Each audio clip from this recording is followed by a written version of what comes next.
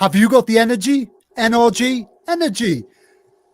Hello, people. Joe from Hello Sailor Effects here. Welcome to the Pedal Dive podcast.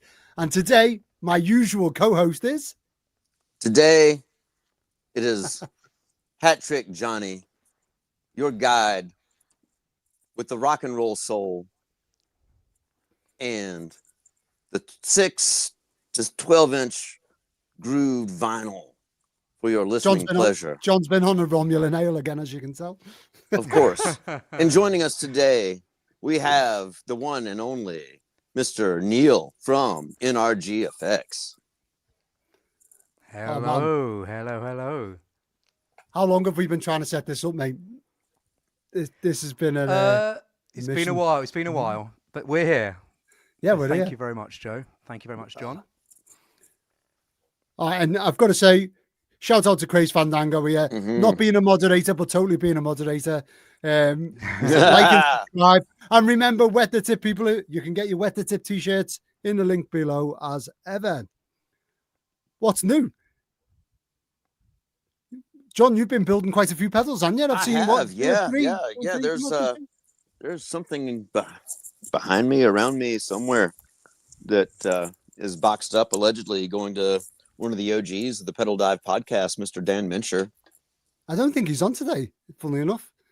Oh, he'll probably be around and about, I'm sure, at some point. Hey, Kaizen Effects. Hey, hello from Hungary. Cool. I tell you what, have you ever seen Kaizen Effects, have you, Neil? He does this weird... Oh, there it is. Oh, mate, it's like a fuzz pedal, but he does like a couple of different versions of it. And like the American version or American transistor version is called like the astronaut. Then the Russian version's called the cosmonaut. It's got a Russian transistor in. It's just mad. Cool. Sounds good. Right, I'll check that out. Be checking that out. Hey, Jay Drawbridge. What's new in your world, Neil? You've what's going on for me? Well, we were just saying we were at the show together a few weeks ago, Joe, and so yeah, I've been doing my usual thing, building stuff. Also getting my head around the next pedal building workshops that I'm doing in a couple of weeks' time. So getting all the parts in and that kind of stuff for the people who have signed up for that. So that was today's work. We're starting to get parts together and stuff like that. It sounds like there's some serendipity going on. I've been doing the same thing, getting the stuff together to do our next pedal build kits. I've got the circuit board layout that I'm working on, and I think I have a pretty good idea of how to source everything. So cool. But nice. Neil does like in-house classes. How many people at a time? Is it? We try and keep it really small so I can be really hands-on and like really teach people. So it's only going to be like 5 or 6 people in a class. Do them every month or two, and building one of these. So I basically designed a how well will my camera catch it? There we go. So building a pedal that I've just put in full screen, mate. With the idea of the idea to bring together loads of kind of fundamentals of classic circuits into one pedal, so you can really kind of there we go. There we go. So and it's all on tag boards as well, isn't it? Yeah, I'll turn it around in a second. Ready? So here we go. With... Get in. Get that in the light. Beauty. Yeah, doing all on tag board. Here we go. Here's one of the tag boards as well. Got to the side here. Wait there. Let me get your full screen, mate. Oh man, I love that. It's a neat little layout as well, isn't it? So I tried to design a really simple little neat layout. That kind of the nice thing about tag board and the point-to-point thing is everything's on top, so it's good for fault finding. It's good for showing modifications during the class and how things work. Just a good first build or first build people who are into pedal building and other things and haven't done this style of like point-to-point and tag board and that kind of thing. This is a little single transistor as an amplifier, so showing how that works, and then clipping diodes, so in the vein of like maybe an electro distortion or such like that. Nice. But also, it's an LED that's nice because it shows the clipping as you're playing. You can see you're speaking me language. You're speaking me language. Good for Yeah, exactly. I mean, and then I've made the gain control. The gain control works like a fuzz face gain control. So you're learning how that works and kind of pull together lots of things. So you're kind of learning how to make a booster, how to make a treble booster, how to make, the clipping side that would also apply to, distortion plus and a rat or anything with hard clipping. Love it.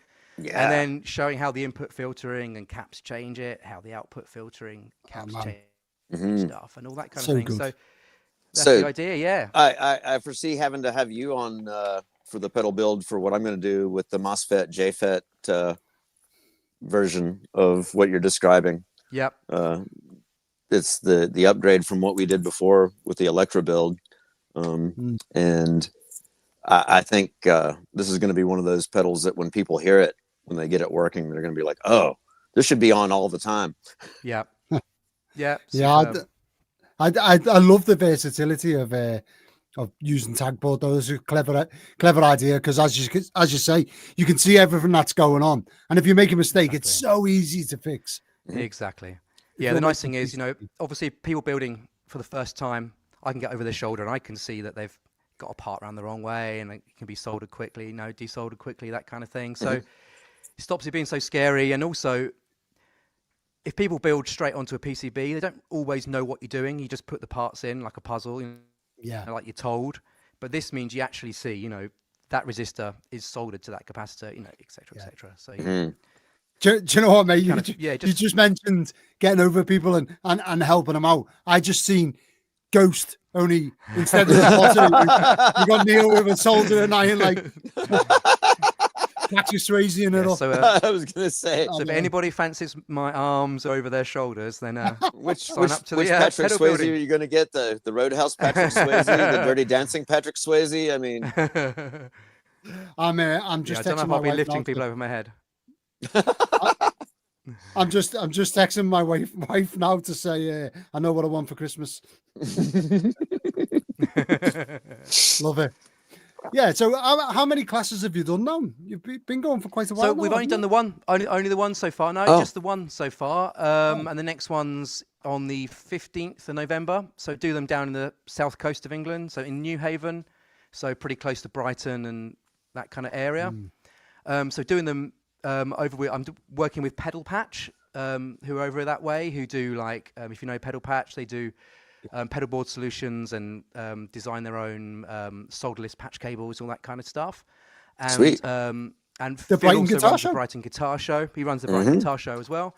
And so we've been friends for a while and looking to do something together. And it just made sense, come together, do this. And it's over in his workshop in New Haven. Oh, you're getting all kinds of all kinds of mad props from Pedal Patch in the chat too, mate. Oh, there you go. He's in the chat. Yeah, there he is. Hello, Phil. How's it going, And mate? also, as predicted, Dan the Man Mincher is in the chat. He's been in there for a minute. I've just got to stop and give Dan a little bit of a shout out. John, every week I say, I can't wait to get one of them Milehouse Studio component organizers. Well, check this out. Oh! Dan brought one to Dan London brought you one. me. Yeah, like get in. Legend. As you can see, I've actually got a fuzz pedal on the go here for the video. The parts of it anyway. That this is going to Dan. Oh, there tomorrow. You go. Look at that. What's in the box, Dan? Some of what's in the box. You don't know everything that's in the box. I love it. Do you watch Milehouse Studios? Do you? Oh yeah. His videos are mental. Do you watch Milehouse Studios? Yeah. No. I need to check that out. Oh, he does some great videos. Yeah. You turned me on to him. Yeah. Right. I wish I could luthier, but I can't. I'm not. Wood just doesn't. It can't. It's where I started. It's where I started doing things. That's how I got into all this. Says the chief petty officer in the Navy. Yeah. Who understands mechanical things. Who can't understand mechanical wood. No, I can understand it, but I don't have to make things pretty. They just have to work. Exactly. Yeah. So Neil, how did you go from starting building guitars to pedals? That seems like a wild sidestep. Well, I started out, as I say, pretty young. I kind of knew I wanted to get into guitar gear. I was bit of a music nerd, and with a dad who was a mechanical engineer and geeky older brother who's now a astrophysicist living in the States doing that. Is he? It was our weekends were building stuff and, tinkering with stuff and repairing stuff. So I think I was like 14, 15, first built a guitar with my dad. He like drew it all up on CAD and cool stuff like that, and oh wow. Yeah, so I kind of got into that. So I went through university and did a proper luthier course for a couple of years. Didn't do the third year, got itchy to get on with things and build stuff. And then was playing as much music as, building instruments and that kind of thing. And just I kind of gravitated more towards electric guitars, even though I kind of, learnt acoustic instruments, building acoustic instruments. So I really got into the electronic side of things with guitars. So it's inside of guitars. And then I just kind of became the guy in the band or on the tour or in the studio that could fix stuff. And, you fix things, then you modify them, and then you build a bit from scratch, then you build the whole thing. You build a kit, then you build the whole thing, and then you start, you just roll into it, So, so for years I worked as a musician kind of half the time and as a tech for the other bands, the other half the time. So I was a guitar tech for a long time, touring and doing that kind of stuff. And then pedal building was the thing I did for fun on the side. And it kind of slowly took over. And don't really do so much with guitars these days, apart from the fun thing of building circuits and custom wiring for guitars. So I build fuzz circuits that go into guitars for builders and stuff like that as well. So that's always good fun. So sounds like with a perfect way to get into it. Yeah, just like I did. I mean, I don't think like my life. I think both of you, I haven't read a electronics, book in my whole life. I've come into it very much on the practical way of learning. I've fallen asleep in to context, reading. Yeah, I've fallen asleep to reading quite a few electronics books, and they exist for me to, absorb their information through osmosis. I have tons of volumes of electronics books just so I can get them on the quantum level. We've missed so much in the chat here. First of all, I've got to give a shout out to my father-in-law. Oh yeah, he's just told me he put in the chat that I'm gonna have to walk to the next guitar show if I don't give him a mention. So and Reeves Electro's in the chat. Hello mate, how's it going? He says, yo Nigel, hello. I'm a huge fan. Well, there's a shout if you've ever heard one. I think most pedal builders have come to the pedal building world in a similar manner, like not meaning to get into it, but you kind of just stumble onto it and then stay. And well, it's like most luthiers too. Like for me, it was the first time I got a repair bill estimate for something I took to a luthier. I was like, I should learn how to do this myself. I can turn a wrench and I understand angles and there's tools around. $110? No way. Oh, I've just seen in the chat, Mr. Craze Fandango. He says, I've seen NRG Effects at 2 shows now, but I'm yet to try a pedal. I think I've got a video of you plugged into his whole rig, mate, if I remember rightly. he had a little tinker around, hadn't he? Yeah. Well, Woking a couple of weeks ago, yeah. He also said that, foot switches belong in the center. Oh, he's wrong there. And I don't understand where this comes from. How can you fit a foot switch in the center of something that has all of that in it? You just can't. It's not possible. For the one person just after this show, when it's on the internet for a while, there's going to be that one guy, and I can't remember his name. I'll remember your name. Who's going to write on, put it on a PCB, and it can be a quarter of the size, and you can make it a mini pedal or whatever. I don't like it. I don't want to do it. Before you comment, I get it every single time. I feel like some people like watching the wrong channel, Like, why did you use the big resistor? Well, because it's me. Exactly. Because I had it. We all have our own style. We've all got our own style, and you kind of build up your own thing through a mixture of like necessity and just chance and your character, and that's what's cool about it. We all have our own way of doing stuff. Exactly. And exactly it lends something that's like beyond the sterile, like factory mass produced stuff. And I think that's, what, the boutique world is about, resisting that homogeny where everything like it has to look the same, has to sound the same, has to be the same. Yeah, exactly. I mean, why would you ever want to be the same? That's what I don't understand. Like, dare to be different. Yeah, it blows my mind that people say like, oh well, why can't you put your foot switch in the center, for example, or why can't you do like powder coating on your pedals? Well, because everyone else does that, and that's them, not me.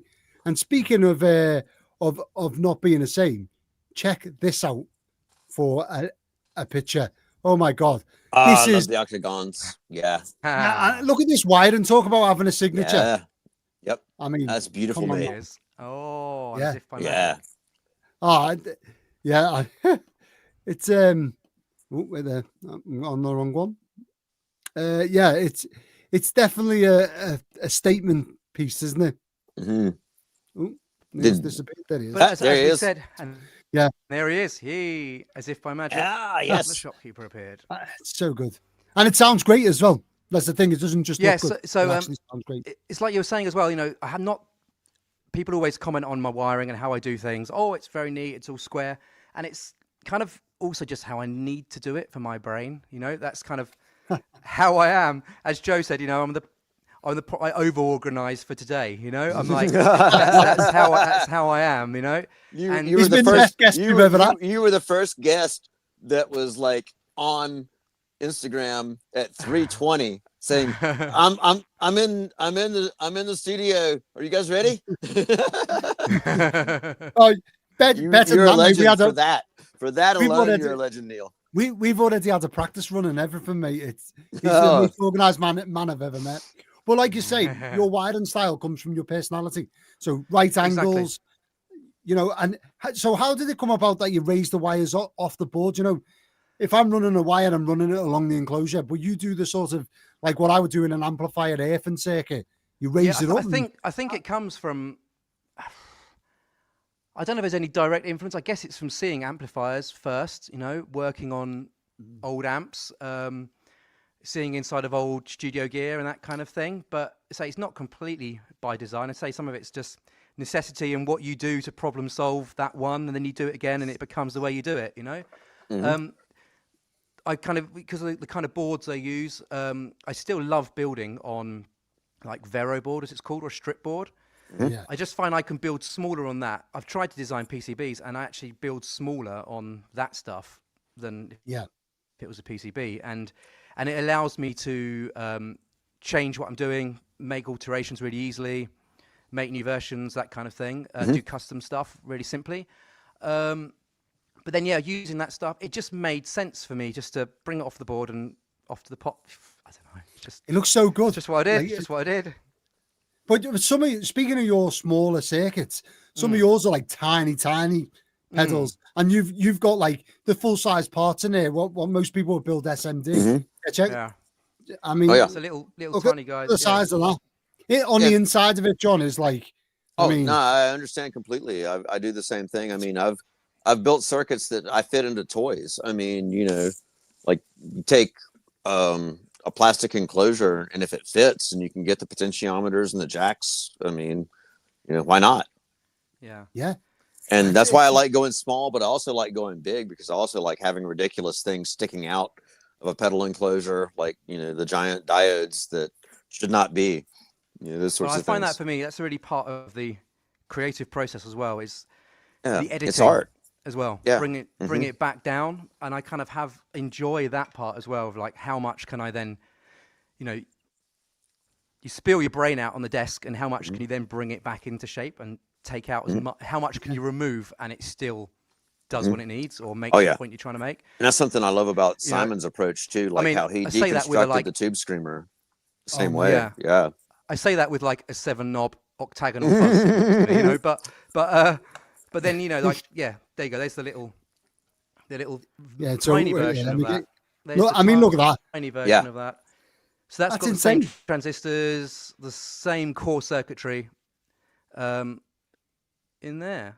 And pretty much the core sound of that is the same, obviously with less control and trim pots in it to adjust a few things and stuff like that. But it's kind of fun, you know, seeing what you can reduce down. It's the same with, you know, in music and stuff, you know.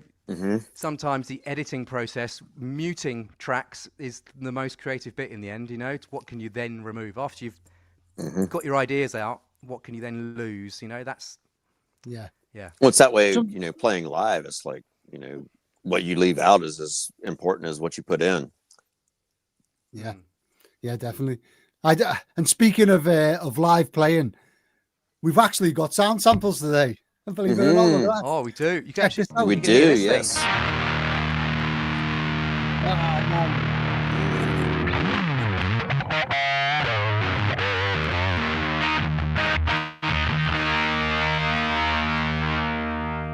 So good.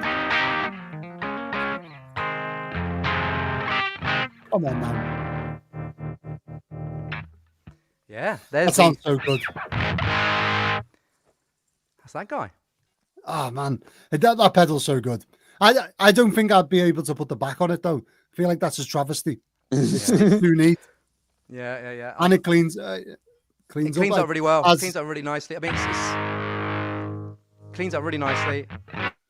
And that's it with the highest gain setting. So it's actually maxed out gain, not a maxed out fuzz on that.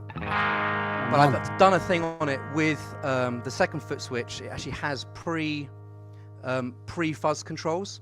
So if you switch that out, it will get even more clean up. So you've actually got clean up on the pedal. So this is now my guitar's right up. I can do it from the back. That's the input. There's your input gain. So you can do that on the pedal itself. So you can preset and switch out. That's good. And you've got a pre-tone control as well. Such a good idea. So you can get dark, like a darker response. And this guy's fun. This is in the pre-section as well. I've got different input caps and a different input impedance you can switch between. So you can have like low input impedance, thin cap. That makes it really versatile, yeah. You can switch up through. Oh yeah. Adding bass, changing the input impedance. Match it to any guitar. So you can basically really make your like reduce. You can use it in the keyboard settings too. Like you could imagine like hooking that up to a Wurlitzer or a Fender Rhodes. I mean, actually, one of my favorite sounds I've ever heard was a Fender Rhodes with a fuzz pedal and a wah connected together. Yeah, nice. It's funny you say that. My friend Warren's just got a Fender Rhodes piano keyboard thing. It's got two supers inside it, like amplifiers. Oh yeah, and something else. It's insane. Yeah. Well, and I've rewound so many Rhodes pickups. Like every single tine has an individual pickup. Exactly.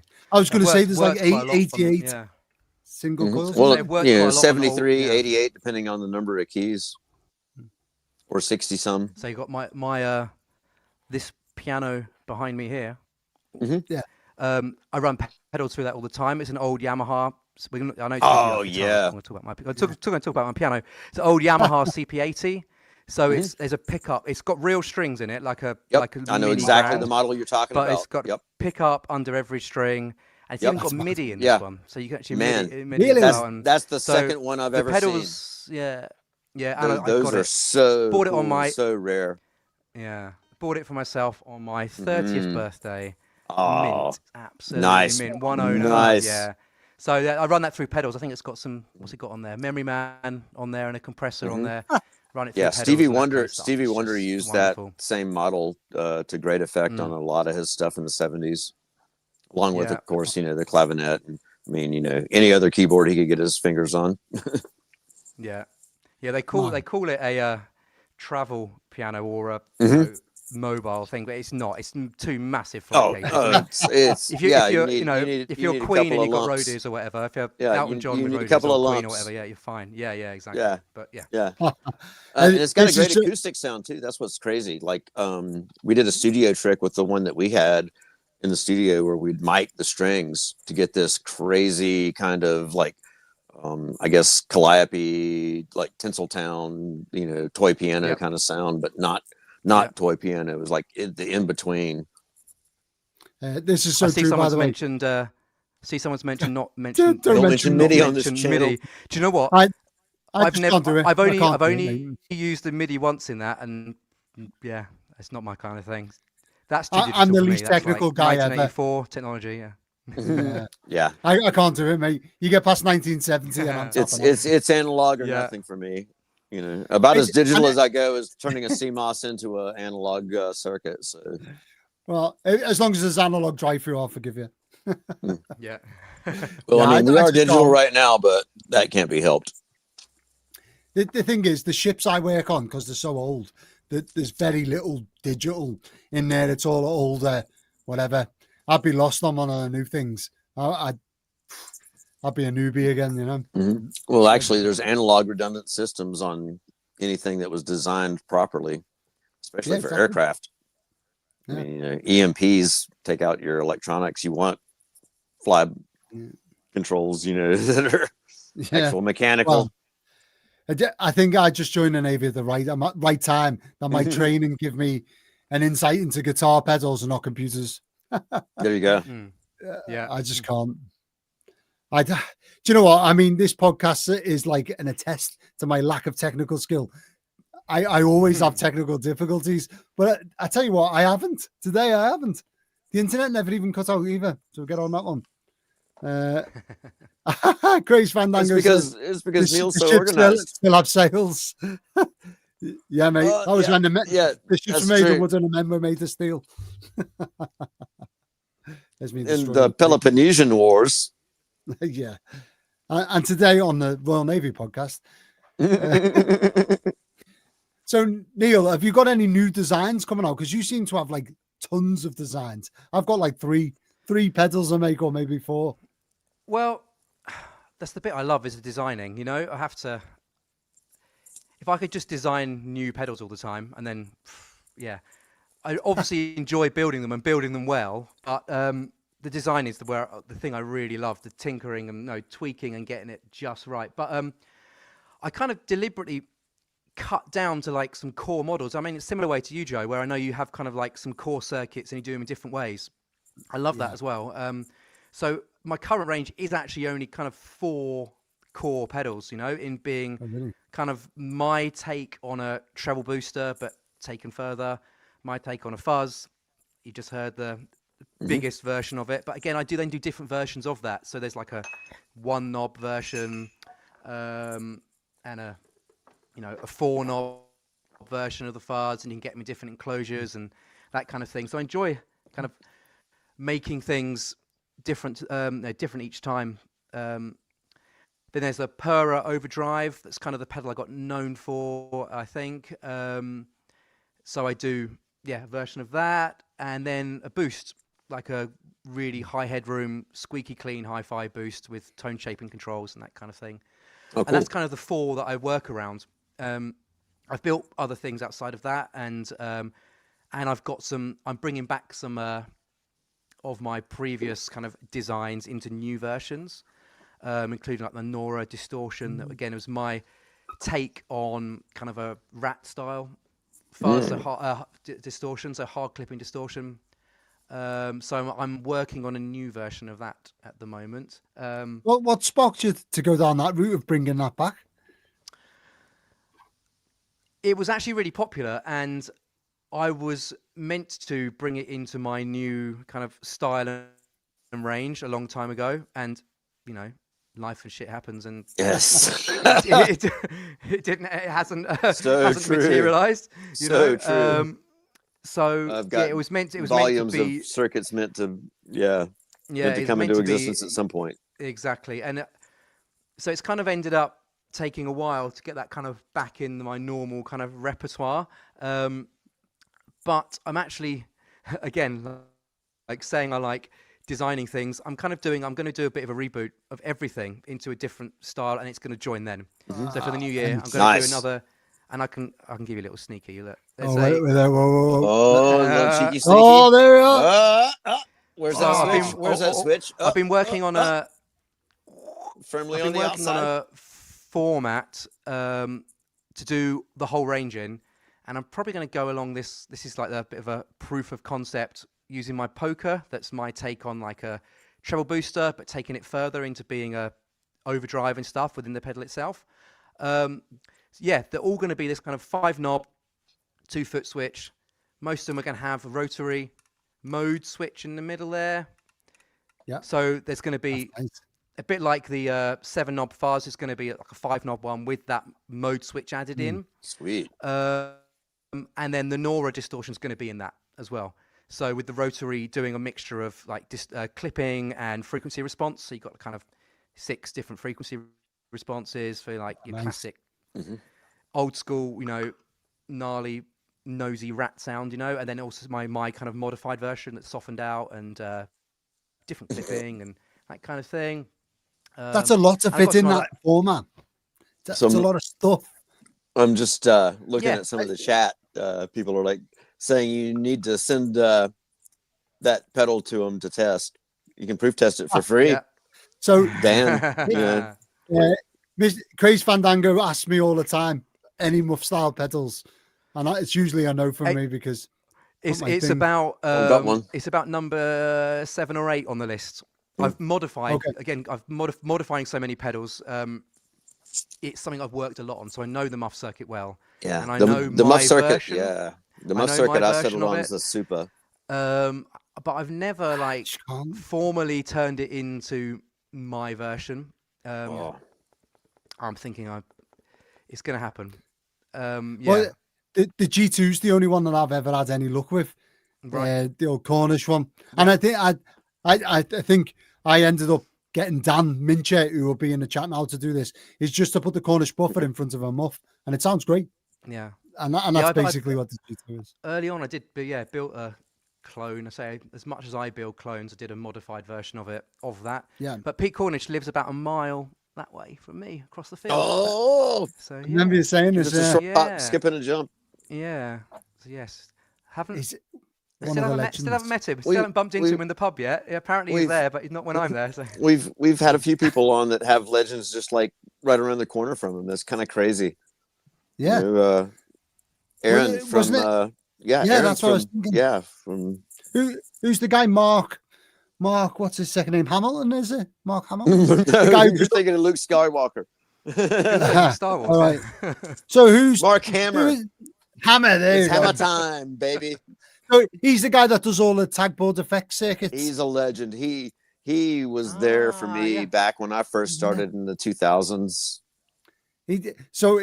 Between him and Tim Escobedo, they've basically designed every pedal I've ever built, or Jack every Orman. bass. Yeah, I mean, there are so many people that are OGs, and somebody we need to get on still that's out there from those days is Joe Gagan. Yeah. Oh, he actually offered to come on, didn't he? So yeah. We need to get Joe, if you're out there, mate. He messaged me as well, so I didn't even accost him, which was rather nice. Oh yeah. There you go. So Reeves Alexo says that muffs don't let enough character through with the guitar. Yeah, and I read that completely backwards there. Yeah, and that's what what's great about them as well, is that they do take you to another world. They are like you stamp on them and you go somewhere else with the sound. But yeah, as I say, all my mods that I've ever done on them are to bring them back into that kind of, bring back the more natural mids, bring back the more natural response. That's one of the things I like about this circuit, the MOSFET JFET circuit that I was talking about, is when you put that after a muff, it brings all that back in. So like a tube screamer, but like in the right direction. you can but you can like take it in so many different directions too. There. Yeah, it's just not it's too overblown. And do you know what I don't like? If you touch the guitar's volume, it doesn't clean up. And for me, that's kind of I say that's how I play. If you could call what I do playing. But that's one of the things that I really look for in a circuit. So I think that's why I haven't gravitated to building it as well. Is I really enjoy making pedals with a lot of dynamics in them, of response and again, I've couple of big because they're not that, because they are just almost synth-like. They are almost like on or off, you know? Yeah. So I really get the appeal and the love of them because I have used them deliberately on things, but yeah, And I will do Jules, it. I'm Jules build something. Jules Trebolo one says Russian muff is too demanding. I've got to agree. Yeah, but if you're planning on building one, I know Mr. Craze Fandango will no doubt want to be get involved in that. Maybe at one of the guitar shows. What are you doing? Any other guitar shows? Or not obviously not this year. I haven't got any booked in the rest of this year. Actually, I'll be honest. No. So, but he'll find out. Are you doing one? I'm sure. Birmingham next year or? Haven't booked in for it, but I usually like just going along to them as opposed to having a stall. Yeah. Whenever I've just gone along and just kind of hung out there, you know, a few pedals in a bag, and you can actually, you know, have a pint and meet up with people and walk around and end up meeting more people usually doing that. I know you don't get a stall to like show off your wares, but you know. Yeah. That's what I did for Kempton last weekend before. I just went, me and Glyn on the way there, we got stuck in traffic, funnily enough. But just as we were getting there, we were like, oh my God, we don't have anything to do. When we get there, we can just walk around, we can chill out. We don't even have to, as we were leaving, we were like, look at all them packing away that we don't have to do. Exactly, you know, to pack away. Yeah. Pedal Patch obviously needs to remind us that Brighton is good. Yeah. According to hearsay. So Pedal Patch runs Brighton, and it is one of the best guitar shows ever. In fact, I usually sell as much in Brighton in one day as I do in Birmingham in two. And like early on, when I was first exploring like the Hello Sailor Effects channel, before we even started doing this podcast, like the Brighton show, you know, where you were showing off your wares and like the different people coming by, that was great. I mean, that had the energy of a real guitar show, like, you know, the stuff that the B3 vintage shows and like some of the other shows that I've been to have had. Yeah. Do you know what it is, John? He gives you enough space so that you most can, shows, it's like a trestle table, and there's nowhere to speak to people. They're in a line, they're getting shuffled through. You're not just in a herd line. You're able to hang out. He could book more vendors in if he wanted to and try and make more money, but he doesn't. He gives you enough room that you can pull people to the side, say sit down, he's a guitar, whatever. It's brilliant. And Brighton's like a real music town as well. So it's kind of, for sure. It's definitely the epicenter outside of London for music now, I think. Kind of what Liverpool used to be back in the day. It's funny, like, you know, it shifts around in all these different places, you know. When one area gets over commercialized, all the people that got squeezed out go to another area that suddenly they can afford, and that becomes the hot spot. Like I saw that happen so many places in North Carolina where, you know, Chapel Hill was the place. Oh no, Raleigh's the place. Oh no, Durham's the place. Oh no, Asheville's the place. No, it's Charlotte's the place. Dan Mincher says that it was good in London, but tight in places. I actually think this year in London was pretty well laid out. It was much better than it has been in the past. So, and Dan was working on a massive guitar stand as well, which I didn't get to check out in the end because, I got kicked out. Funnily enough, the organisers kicked me and Craze Fandango out while we were interviewing someone. Was that the one that I saw where it was like, you know, the audio came on and I was like, you know, making the Andy Capp reference. Time, gentlemen, please. They're kicking you out. We were interviewing Zeitgeist Guitars. That's right. Yeah. Bob is a right character. He's a legend, and his guitars are just so. They feel like a vintage guitar in your hand. If you close your eyes, you'd think you'd had. Yeah, I fell in love with them at the show. It's vintage from a different. It's vintage from a different reality. It's like you like stepped through the veil that was opened by the CERN Hadron Collider, and you walked into where Leo Zeitgeist designed guitars. Yeah, and I'm trying to convince him to put my. I'm trying to convince him to put my fuzz pedal in one of his guitars or something. Oh, he really should. I'm working on him. I think it might happen. So that 2 pickup prototype is on my hit list. That exact one. I fell in love with it. The black and that 2-bolt neck design one for me would have really. So if I'd have just looked at them, I'd have picked the black one just from looks. But then, you know, when you hold the guitar and just strum or whatever, I play like that that little ZZ Top lick or whatever. I butchered the ZZ Top lick, and I could just tell I'm in love with this guitar. I've been saying to Craze Fandango, this has been haunting my dreams. I've been proper thinking about it. I'm like, what can I sell to buy that guitar? It's mad. But the fit and finish, like, everything that he's doing is just the control panel, mate. It's like a telly sort of control panel, that fashion. But then it bends around the body and the jack's in it. So it's like stable as down and back. And I think the jack at the end, isn't it? Oh yeah. You're never pulling that out ever. It's not going to get loose. Yeah. And even as inlays. So as people will know, I'm not a massive fan of things that deviate from like the vintage. And like his inlays are like a little lightning bolt type thing. And normally I would hate that, but it just works so well. And it's got like the snake, the what is it? The snake headstock. What do you call them? Yeah. The like the fender. The early fender. What snakehead? Yeah. Mm-hmm. Yeah, it's that. Like the old prototype. Oh, mate, it's just so good. I as you can tell, I proper fell in love. And he had an old school telly, like a mahogany telly with 4 legs that he turned into an amplifier. Like, sweet. On. Too good. Well, the great thing about that prototype headstock from the very first thing that became the Esquire was the string pull was straight. Yeah. You know, and that's also something that I noticed Brian May talking about, like his guitar, and also the use of the 0 fret that he was into. Like he's got like a pretty much floating straight, you know, string action, and he talks about how it stays in tune. Yeah, like those were the only 0 frets on a couple of guitars that I've built or had custom built. I love a 0 fret. Works for me. And the straight string pull thing is important as well. Very much so. Yeah. Selmer, McAfee. We all love a Gibson, but the old, D and G string with the being pulled out. It's a nightmare. It is. Yes. Yep. Yeah. Normally, I can't get over things being different from the vintage. But I mean, you probably can't see in the background there. I've got my pinstripe Lenson guitars, beast, and that thing just plays so well. And pinstripe, come on, it's the Billy Gibbons thing, isn't it? So, but normally I don't like that sort of thing, and I just felt as soon as I took that guitar off the thing, I was like, oh man, I don't want to, but I really want this guitar. So it's on my hit list. Maybe I'll spec out something custom, I think. Because did you see his lap steel? So he built like a lap steel in what's the color? Like blonde, not blonde. TV yellow. TV yellow. Butterscotch like, TV yellow. Yeah.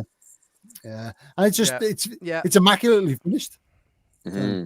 Yeah, it's a winner to have the confidence of having 2 guitars on a stand and a lap steel. Oh yeah.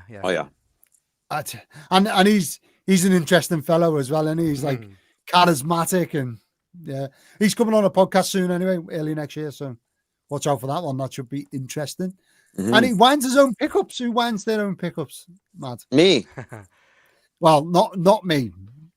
It seems like it'd be a real difficult. That's it's not. Something I've it's been not rocket surgery, dude. To do. I've been itchy to do that for years. Once I figured out how easy it was, there was no holding back. Like I said, but you've got to know tension. No, you don't. Wire. What? You're overcomplicating it. You're overcomplicating it. That's how my brain works, mate. Mate, some of the best pickups, the ones that Ry Cooder loves, some Asian person wrapped a bunch of wire around their fingers, bundled together, probably with a cigarette, and then they stuffed a magnet inside of it after they wrapped it in tape. They soldered one end to the negative and one end to the positive, and you got a pickup. Yeah, but the way I think about it is, in the beginning, people were just doing whatever they could, but now our ears are tuned to listen for that. So if you do something that isn't that, it's kind of noticeable. Do you know what I mean? It's like amplifiers. Why have we settled on Fender and Marshall and derivative and Vox and derivative of that thing? It's because our ears are tuned to listen to it. So we have that in pedals, of course. Allegedly, we end up building pedals, overdrive pedals. That they all, they've all been designed. We're just tweaking within a or putting our. Do you find it difficult to explain your pedals without reaching back to an old circuit? Because I've got a few pedals that are like they're not a pedal. It's not like I can say, "Oh, this has come from a big muff or whatever," and they do like, so badly. Yeah, exactly. Like I say, we were talking about my Gnawer pedal that is clearly derived from a Rat, but if I actually showed you the schematic, you probably wouldn't. You might. A pedal builder would see signs of it, but actually, it's not even using the same op amp. It's using quite a lot of different. It's quite a lot different. And the same with like my Poker, saying it's a treble booster. It's a single transistor doing a vintagey boost, but then I'm doing loads of other stuff around that. That's so. But you have to call on what people know. You know.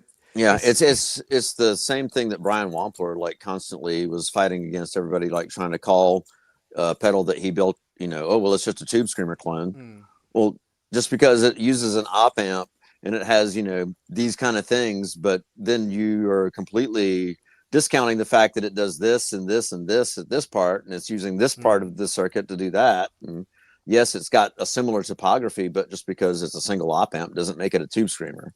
Yeah, exactly. Well, sometimes you don't need to change the circuit. Look at the Basement and the Marshall Plexi, the JTM 45. They are the same circuit. Oh yeah, it's just the different output valves or tubes for my American fellows. They're the same circuit and they're completely different. Well, not completely different, but you know what I mean. Well, it's different is what you get out of the end result. You know.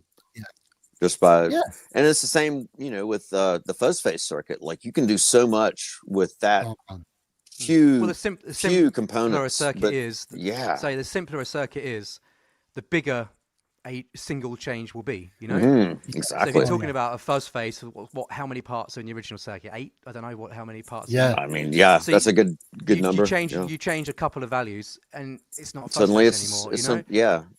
But you change it's a Mark 1.5 tone bender. Hell, you accidentally put a transistor in backwards in one of the places, and then figure out how to boost the signal. Or even use the same parts. You know, just the drift on certain parts or the tolerance. It's going to sound different every time. And obviously, the more parts you put into a circuit, the less that percentage is of changing parts. You know, so that's why there's so many versions of fuzz pedals and so many versions of classic circuits, you know, because it doesn't take much for you to stamp your own character on it. You know, and so my fuzzer is a 2-transistor fuzz, so therefore it is derived from the circuitry of a fuzz face and a tone bender, you know, that kind of thing. Yeah, or a range master's pretty similar too. But it isn't anymore, you know. But I've changed a lot on it, and it's somewhere completely different, and no one else would get to that point. But it's still only there's probably twice as many parts, you know, more than that. But you know, it's I love all that, and I get a lot where people say, "Why are you bothering with a certain capacitor or whatever?" But they really do make a difference, especially on these low bar count things. Like we had Chris from R2R Electric on, and he was saying he didn't like tropical fish caps in range masters because they sound too spiky. I'm like, great. Because, you know, that one, even though it's the same value cap, it has its own character because of the way it's made, the dielectric, all of that. And I get into so many internet arguments about this. Like, because I can't leave it alone. Like, there's more on Facebook, to be fair. But, like, the proper electrical engineers, they just can't have it. And I always direct them back to my Showman amp video where I change every cap in the amp from orange drops to the blue molded again, back. And I've got 2 sound samples. I'm using a wiretap, so it's the same signal going through, and they're wildly different. And I measured each cap to make sure it's the exact value as well, and it's still different. Yeah. What can I say? Yeah, that was something that like really blew my mind when I like figured out which components that I could vary composition of and like how they would change, you know, the texture and the tone and everything. And then what I could like just throw anything in because it was just serving for, you know, an electrical function. It wasn't serving an audio function. It all depends what part of the circuit it's in, what it does. And obviously, I don't know how strictly technically true it feels. This is, but it feels like the more kind of fundamental thing that capacitor's doing, or the more almost like passive it's doing, the more effect it has, you know. Once you're, you know, post buffer in a pedal or something, it has less effect and that kind of thing, I find, you know. But again, I I feel like, yeah, with my designs, I end up using, so I don't end up using big, massive caps and that kind of stuff, and vintage stuff, because I like consistency. Yeah. And I'm sure you probably understand that, seeing my builds. I like, 100%. and I find the parts that fit right, that are consistent and do justice to my circuit design every time I build it. You know, that I'm not then fiddling around trying to switch out, a cap that's... Exactly. If you open up a Thorpe pedal, I wouldn't expect to see something hard to find, inconsistent, that you have to measure each one, and you wouldn't expect to find that in there, because that's not how he builds, and that's totally valid. Is there a type of signal cap that you go for over others if you have, if you have carte blanche? There's things that I would choose not. There's things I'd choose not to use. Like in certain places, certain caps can be noisy in certain places, or be microphonic, as in high gain circuits. I don't like. I found quite early on that using like tantalum, is it tantalum caps? Yeah, I just tantalum caps. struggled with some circuits, and I just found it was those caps, so I've just not used them since. Tantalum can be so... And then they might be fine, they might be right in certain circuits, but for the circuits I didn't use them, so I've not bought them since, I've been able to use like can electrolytics in tantalum circuits, things that called for tantalum. I've replaced them with a really good high quality electrolytic, because tantalum used to be, higher tolerance. That's the reason for tantalum, but it blows up and it can like just self-destruct at no time. The very first circuit that I ever built for my science fair project as a kid had a tantalum capacitor in it, and that's the one thing that failed. Everything else still works in it, but the tantalum capacitor blew up. Well, the military uses wet tantalum, so it's like an electrolytic cap. If you ever see them, they're like silver. They look a bit like the vitamin Q caps, and they're like real high tolerance, and they're extremely expensive. And really expensive, and they never go bad. So I've pulled them out of stuff that was built in the 70s on board a ship that's now defective, but all of them caps are still good. Those old the little teardrops tantalums are no good. Also, the little teardrops, like if you hit them with the wrong heat on a soldering iron, they come apart. The ceramic caps sound either microphonic to my ears, or like really tinny in places as well, and so that would be another one I'd avoid. But then some places it sounds really good. For example, for me, I kind of find certain brands and consistencies that I use in certain places, but usually I would only stop, not use something because there's a problem. As I say, sometimes in high gain circuits, it is. You find there's some noise in a circuit or something, but actually, sometimes it's the cap that's, say, has a microphonic thing to it, and so switching them out for something usually more modern, like a little red Weimer cap or something like that, and you're all sorted. And they're so good, aren't they? You're hunting down like, why is the switch popping? And it's not that. Actually, every time you press it, you're knocking, something's moving that's microphonic. Or, it's just part of the problem solving. Man, this fuzz face bare bones pedal that I just built, I discovered I had two wires that became extremely microphonic, and I put shielding over them, and suddenly the pedal like quieted down. But just for whatever reason, how I laid it out, you're probably noticing all my pedals, so I can't see it, and that was not open. That's something I got really geeky with for a while, was the input, the passive input and output wiring, where you get the most noise, the most microphonic, microphony thing. Because I also use solid core for a lot of it to get the, to keep things clean. That's not the best sometimes on the passive input signal. So I basically I custom make. I basically take apart like studio quality cable, and I split it open, and because I use this really low capacitance input and output cable, so you got like hardly any capacitance through the pedal. So you can put 10 of my pedals in a row, and you're not going to hear any tone loss. You're not going to hear any treble loss in that.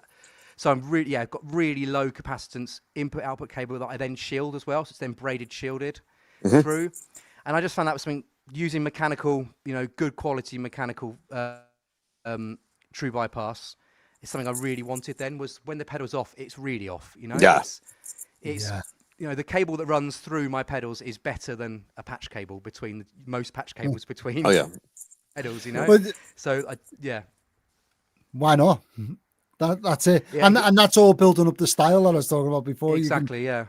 If you open the back of one of your pedals, you instantly know that you wired it up. And that's what I look for if I'm being a pedal builder. That's the first thing I do is take the back off. I don't know, does everyone else do that, or is it just me?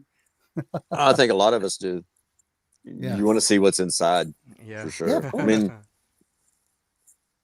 I think my R2R electric treble booster has had the back off more than it's been on since I've had it. Got to. But yeah, and also though, if I'm looking at my pedal board down there, and there's one pedal on there that has that sort of inside, which is the treble booster. The rest of it is like, SMD or whatever. So I'm by no means saying that that's rubbish, because my favorite overdrive is MXR Dookie, and that's definitely SMD. So, I mean, I've heard some really great SMD not pedals. Snobby about it at all. Yeah. If it sounds good, it sounds good. Exactly, and it's just different design for a different purpose, or a different, as we were talking about earlier. It's when you're building stuff by hand like this, you can't help putting your character into it and the way you do things into it. If it becomes a more mass-produced pedal, it obviously becomes more standardized. That's the right thing to do. That's good design. Yeah, the thing that the things that first attracted me to wanting to build things like this were seeing like the different color bands on the resistors and like creating like a layout where it was visually appealing to me.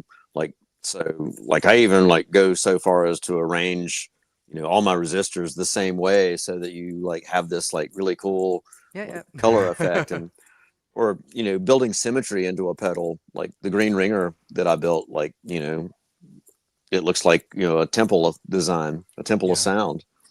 A lot of time for me goes into the circuit layouts and that kind of thing, and I can't help doing the same. All my caps and all my resistors read in a certain direction. Yes, all the caps are read in a certain way. Everything's as symmetrical as the circuit can be, balanced, maybe not symmetrical, but on the circuit board. And I can just fiddle around and just fiddle around forever, of course. Mine's the complete opposite. Mine's kind of like, make it work. If you open an old magnetone out and it looks like someone put parts in them out and spat them in the enclosure. No, well, mine's kind of like that. Mine's kind of like that. So it's like vintage parts, but like that's still class. There's no to the steam. I just break it up. Yeah. It's. Cheers, man. I've opened up so many like vintage electronics components from the 30s and 40s that use that same kind of construction. Yeah. And it's got that same sort of look. You can tell that there was craftsmanship involved with what they had to work with. Exactly. That's what inspires me. I mean, I did go through a stage of trying to do the whole magnetone point-to-point thing where it looks like spaghetti, and oh my god, it's so hard to fault find on it and stuff. I mean, I get a lot of hell on the internet now because I use the same color wire throughout the pedal, and people are like, you need to put different colors in so people can trace it. Like, no. What if you're colorblind? Can't handle that. Yeah. What if you're colorblind? And it all just looks the same anyway. I just can't, mate. I need it to look the same. That it annoys me when I run out of a reel of wire halfway through a pedal. I have to change the color. That's like the worst. I can't. Those are going to be the most valuable. The two tones, the Hello Sailor two-tone pedals. Two tones. Look for them on Reverb. The colored wire thing was something I did do for quite a long time when I started out. Say, as we said before, through necessity, you kind of find the thing you do.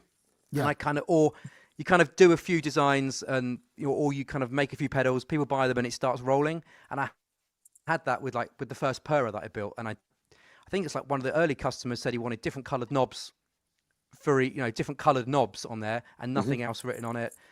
And then he wanted a picture of something. So right, how am I going to do that? Okay, so I ended up hand painting on the pedal, and then having different colored knobs. And then I think I then did the second one I did had like a cat footprint on it.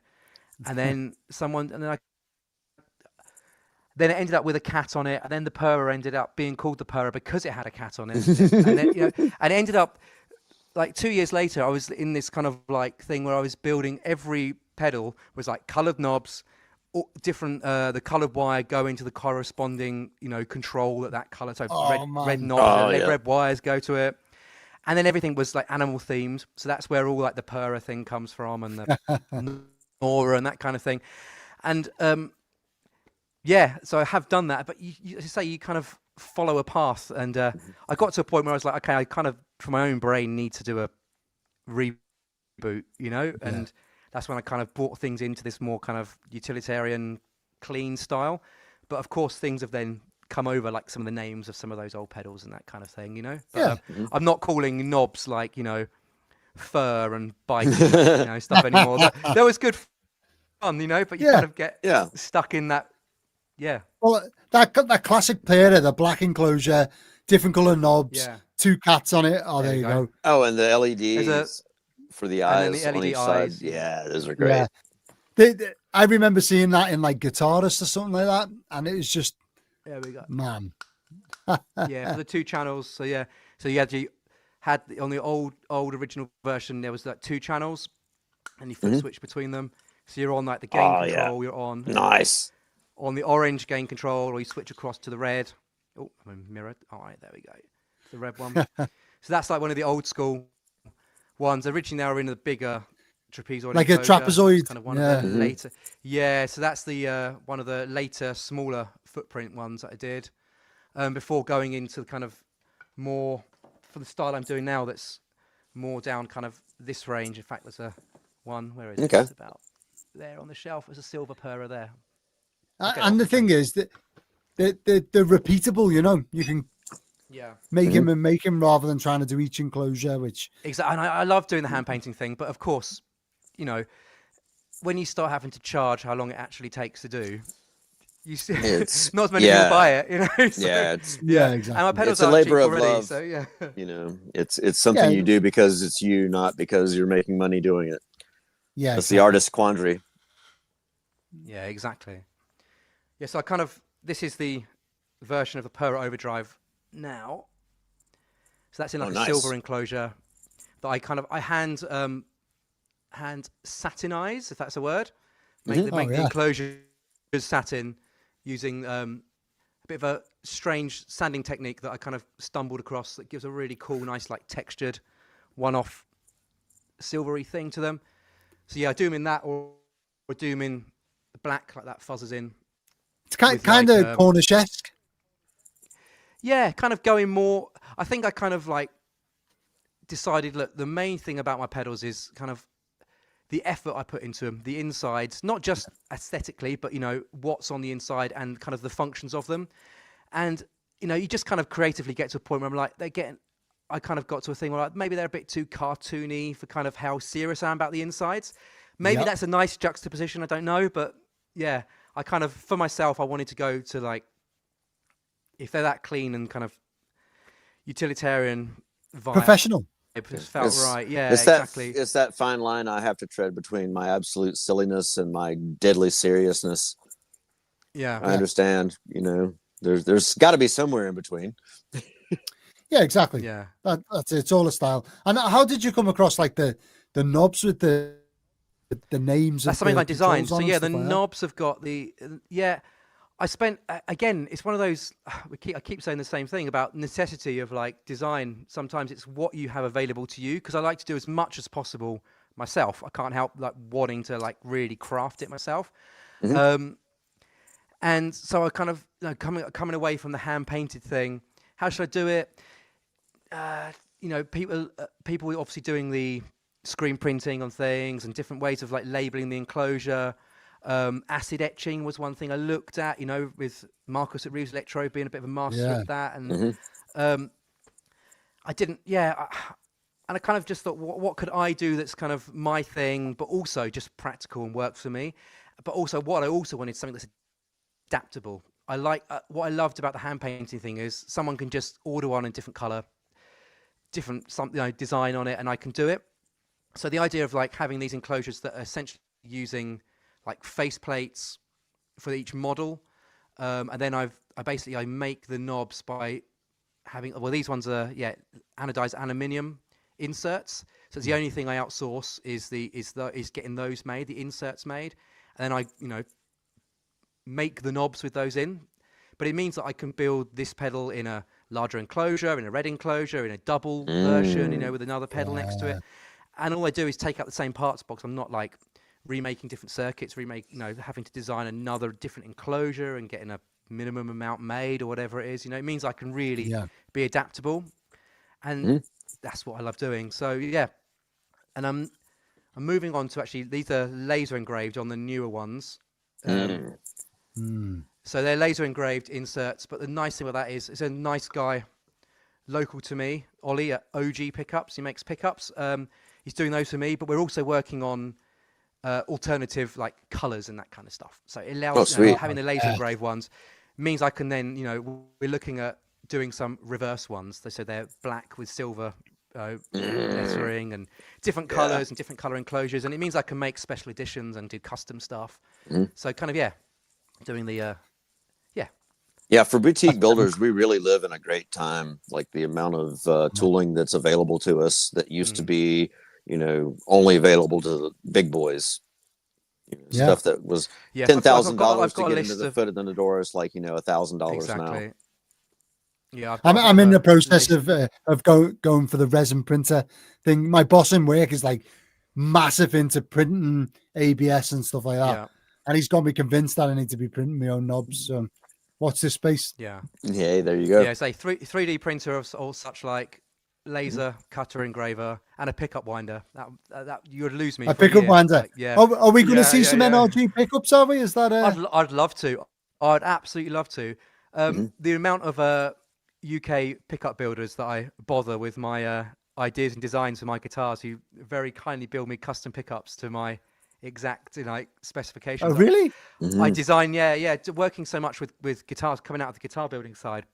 I'm really into kind of get quite geeky about pickups, and I've got a lot of cool ideas. I can see a lot of crazy cool guitars behind you. Have any of them got any of your pickup ideas in? Yeah, quite a few of them actually. Yeah, all three of those have. So the Rickenbacker there, this is the Rickenbacker 12-string. Green pickups have just sorted me out a prototype bridge pickup for that. Yes. They're on the podcast soon. Yeah, so I was chatting with them again today. So the Rickenbacker 12-string, I don't like the original pickups in there. So it's from 2000, I think. So it's like the high gain pickups. I just find them. If you got a Rickenbacker 12-string, you just want it to jangle, and they're just too fat and too mid-rangey, and the pole pieces aren't adjustable, and the radius is too much. They're not balanced, especially on the 12-string. And I also don't string it as a standard 12-string. I have it as a double octave up. So I have just the octave up strings of a 12-string twice. Huh. So it's like two Nashville guitar, double Nashville, if you know what I mean. So it's, but that means that the pickup balance, the pole piece need to be adjustable.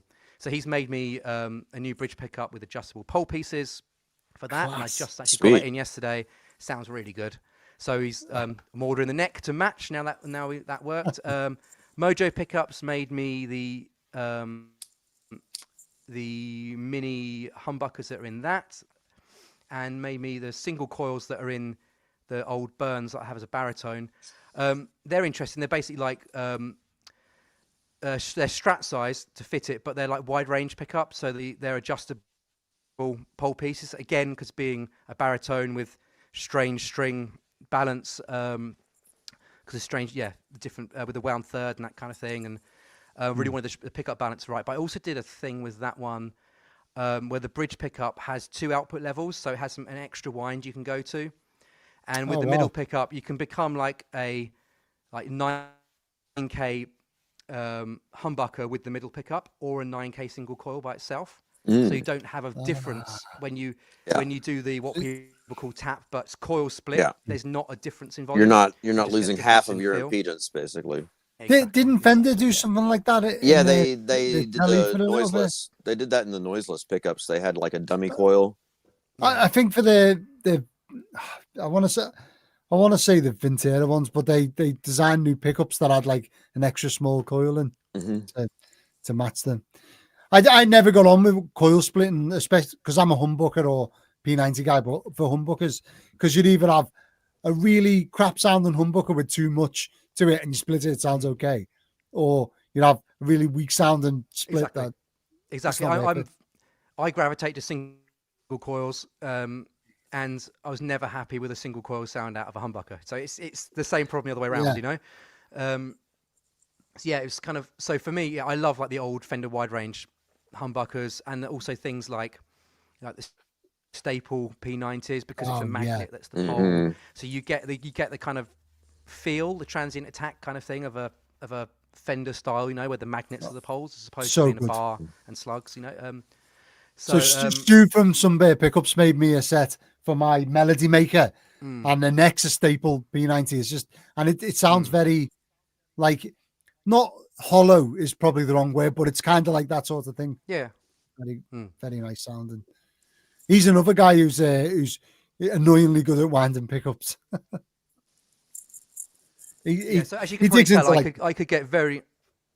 Sorry, as you can tell, I could probably get very geeky with building pickups as well as pedals, you know. So yeah, so I have in my head to build a humbucker that can basically be a great sounding humbucker and a good sounding single coil, and that sounds a good idea. Well, we've got Alchemy pickups on, I believe, next on our podcast. I have to check the calendar. But at Woking, I was talking to him, and he said, I don't know how I was going to come across on camera, like talking about pickups, you know. And I said, well, I don't know, tell me about your pickups. And he starts talking about them. I'm like, I have so many questions, and I know so many people as well. And what are you talking about? This is, and same with Green pickups as well. He's another one that's due to come on. And I'm like, I have how do you know how tight to wind them for the start? That's my first question. How would you know? And what difference does it make? There's just so much. Well, and there's so much you can do with different types of wire, whether you pot it, you don't pot it, like your magnet, whether you have like magnetized pole pieces, whether you have slugs that are like in contact with a magnet. So you know, do you guys prefer potting or not? Depends on what I'm going for. Oh yeah, I would. I like on my guitars to have them, all properly, like fully wax potted. I feel like the microphony. Yeah, I don't like the microphonics of, especially if it's got like a metal, you know, cover on it. Yeah. I love a microphonic pickup because I like to play with feedback, and I play with the fields and microphonic pickups. You know, just I hit the guitar, I pound on the body. I look at it as a percussion instrument, but then if I'm trying to play clean and precise, I don't want any microphony at all. I want it to be potted and so it depends on what I'm going for. Exactly. Yeah, that is true. Yeah, as I say, I say that, and then there's always, the exception to the rule that I have a few guitars. That's why I always have 30 guitars. That red, that red old Kent. Well, is that like probably there from the? It's an old 64, I think, 62 maybe, 62, 63. So it's plastic. It's a plastic front, chipboard back, and they're pretty much just microphones in it. And it just sounds wonderful. Yeah. So I say that, and it's lovely. So yeah. So like a telly bridge pickup, I want like tight and clean and potted, but it depends what it's for. Yeah. I want my Tyscos raw. I want my Tyscos. Yeah, I was going to say. I can't imagine them gold foils being potted when back in the day in Japan. I can't imagine them going through the process. No, not any of the ones I've taken apart.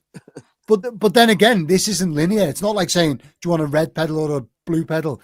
Because there's a amount of potting as well, isn't there? So exactly. It's wild. But that's what I'm saying. A few pickup builders have said, I don't know what I'd say on a podcast. Like, oh my God, there's so much involved. Oh yeah.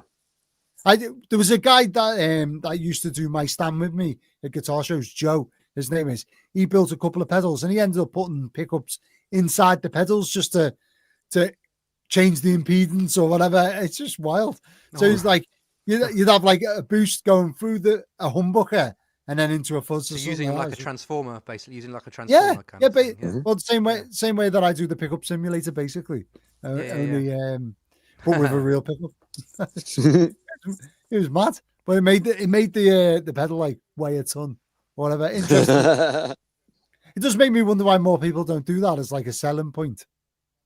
Maybe it induces noise or something. I don't know. Craze Fandango says green pickups also coming on. They are, but I haven't finalized the date because I'm terrible at organizing anything, basically. But green pickups is definitely coming on. We've got an audio engineer coming on soon as well. Oh, sweet! Which should be interesting. He works in Watford, I believe, in a recording studio. So that's interesting because that's something I've never considered. Because I'm a bedroom player essentially. I mean, I played a couple of bar gigs, but not really.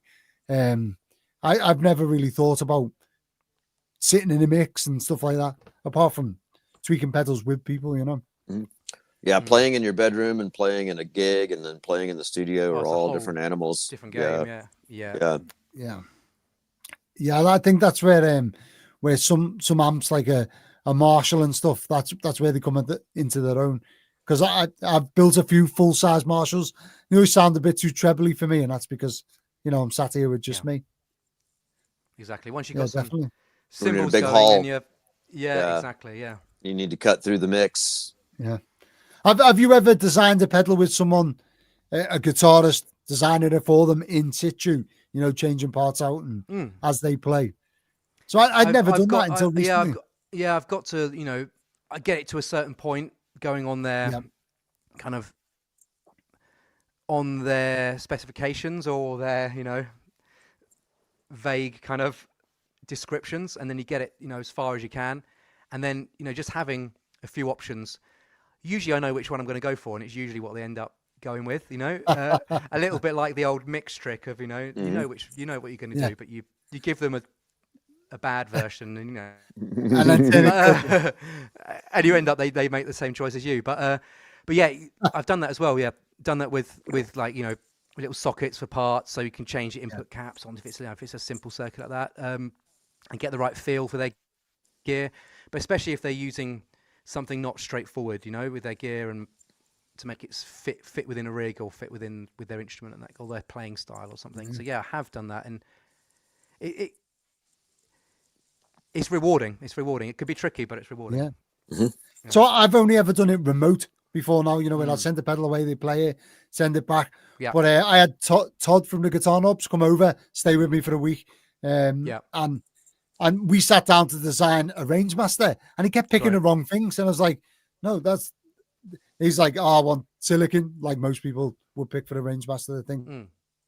But then with the cap values and stuff, he was like, oh no, that one. I'm like, really? And in the end, he picked basically like the wrong. I even let him choose like the look of resistors. Do you want the vintage one, the large one, the small one? And he just kept picking things that I wouldn't pick. And then at the end, it sounded great. And I was like, how have you picked everything different? And it sounds great. But yeah, it was an eye-opening experience because his ears are very different to mine. And exactly. You find out that people hear things differently to you, and it can be really interesting. It can be really interesting and get some interesting results.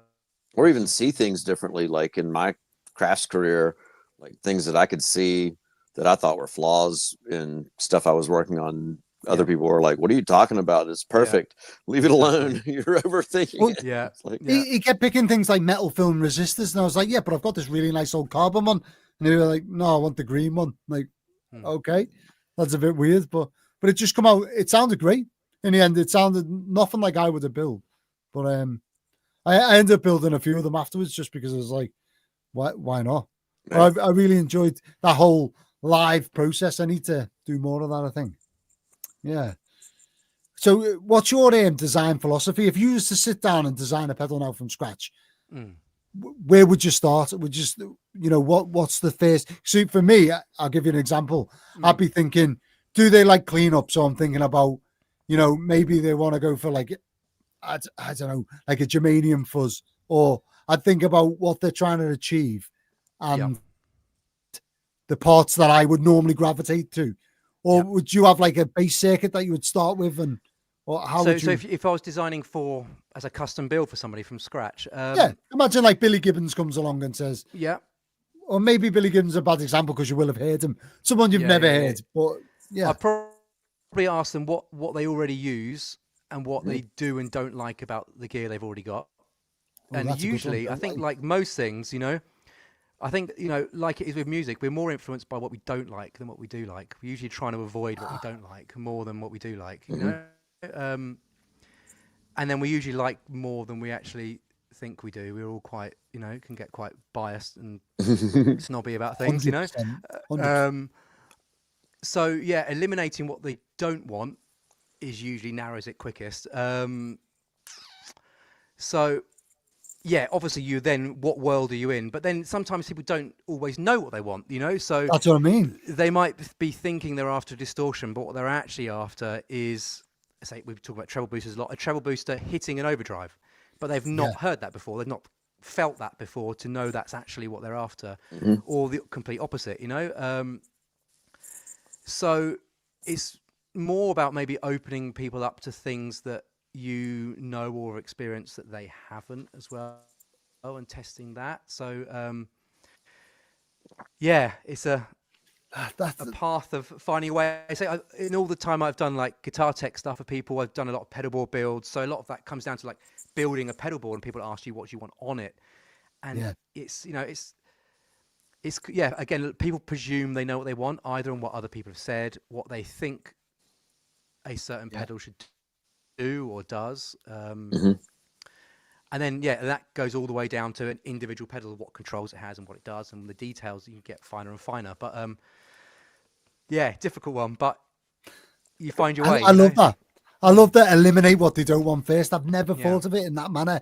I've always thought about what are they searching for and can I provide it. But you're like, find out what they don't like, get that out of the way, and then that's profound. Because I think if you get rid of what they don't want, you can. So there's still lots of space for things they may not know they want yet within that. Yeah. So. Yeah. I find things like that. Most people would gravitate towards silicon, like in a range master or whatever. They pick the silicon if they couldn't see what you were doing. Right. If you're like plug germanium in, plug silicon in, they're picking the silicon 9 times out of 10. But if you ask them, they'd say, if you ask them, they'd say they want germanium. Yeah. Because they read it on a forum. Yeah. I don't know. It's an interesting debate. I always think about this, the psychosomatic side of it, like how much of it is the looks, because I certainly pick your own looks, and it is important. I know that a percentage of when I'm designing a pedal is the kind of is the smoke and mirrors of it. It is the feel, it's the experience of it, it's what that person feels. Because what I'm hoping to build is something that inspires people musically, and that might not be completely on the sound. It'll be on how they interact with it, how they feel about it. The guitar that influences you is often the one that you feel looks. I don't know. Looks is important. I've spent some time working in a guitar shop, and people would say, "Oh, it's all about what it sounds like." No, it's not. If you don't want to pick it up, it's not going to sound like anything. If it's not calling to you on the stand, saying, "Come play me." Yeah, exactly. So there is an element that's how you interact with it, how it feels to you, and that's not just looks. So that's the whole kind of user interface, and then down to things. I get really geeky about like sweep of pots and the and stuff like that, and so there again, have a thing like I want to be able to pick up one of my pedals and stick the controls anywhere, as long as you've got the volume in the right place, it's going to sound cool in some way. I don't want it to have like dead spots or things that just don't work. So kind of, and then things sweep like you expect and stuff like that. So it's interesting. I mean, well, absolutely. When we had Simon from JSA on a podcast talking about, we did like a walk through the Tube Screamer circuit from start to finish, just because he knows that thing inside out, and he was talking about the tone pot being a specific 20K pot. Things like was a D taper or something, and he's like W. There you go. But he just rattled off some component values and said, if you change all of them, you can use a 1K pot. Done. And I went, whoa, slow down. He's like, well, it's the same sweep, same range, and you just change this, change that. Did the maths. Like, oh, brilliant. But it is so important, because if you think about your guitar's volume, I like an audio taper, but I like an extreme audio taper because if I touch the volume, like one, like sort of from 10 to 9, I want it to be clean. Some people may not like that. They want like a smooth transition all the way. It's a personal thing. Yeah, exactly. So I do that. I actually get quite geeky and modify the sweep of the pots as well. You know, not by really just taking them apart with like resistors across the lugs and that kind of thing to different sweep. Have it with my volume controls. I always want the volume to feel like unison around 12, and to usually have it. And I want to drive or something. You usually got it around 2 o'clock. Feels about right. Gives you a nice little boost up. But you find that sweet spot with not just the pot value, but also like a lot of my volume controls have a little resistor in there and things like that. And it's quite particular about that kind of thing.